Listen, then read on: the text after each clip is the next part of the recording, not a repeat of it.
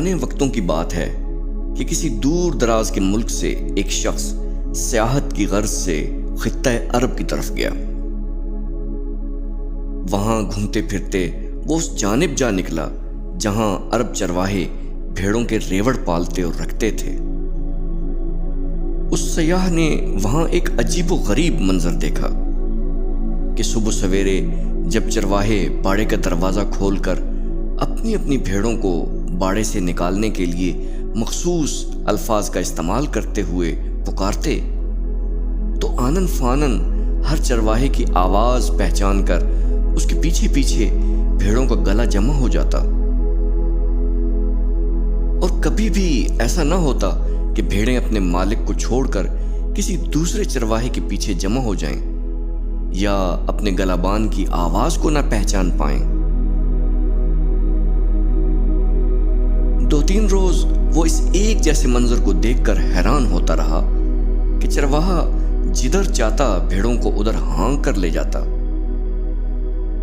اس کے لیے وہ ریوڑ کے آگے چلتا تو اس کے پیچھے پیچھے 1-2 بوڑھی بھیڑیں چلتیں، باقی سارا ریوڑ ان اگلی بھیڑوں کی پیروی کرتا رہتا، اور ریوڑ کے پیچھے صرف ایک کتا ہوتا جس کے خوف سے بھیڑیں اپنے گلے اور چرواہے کے پیچھے سے بھاگنے کا تصور بھی نہ کرتیں۔ ایک دن اس سیاح نے چرواہے سے اس کا مخصوص لفظ سیکھ کر جب بھیڑوں کو پکارا تو کوئی بھی بھیڑ اپنی جگہ سے نہ ہلی،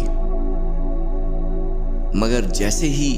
وہی لفظ چرواہے نے پکارا تو اس کی اپنی بھیڑوں نے اٹھ کر باڑے کے دروازے پر جمع ہونا شروع کر دیا، لیکن دیگر چرواہوں کی بھیڑیں وہاں ہی بیٹھی رہیں۔ سیاح اس بات سے بڑا متاثر ہوا اور چرواہے سے پوچھ ہی لیا کہ یہ کیسے ممکن ہے کہ جب بلایا جائے تو سینکڑوں بھیڑوں میں سے صرف وہی بھیڑیں آئیں جو بلانے والے کی اپنی ہوں۔ کیا کبھی ایسا بھی ہوتا ہے کہ کوئی بھیڑ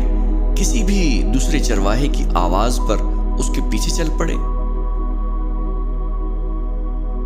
چرواہے نے کہا، بھیڑیں بچپن سے ہی اپنے مالک کی آواز اور لہجہ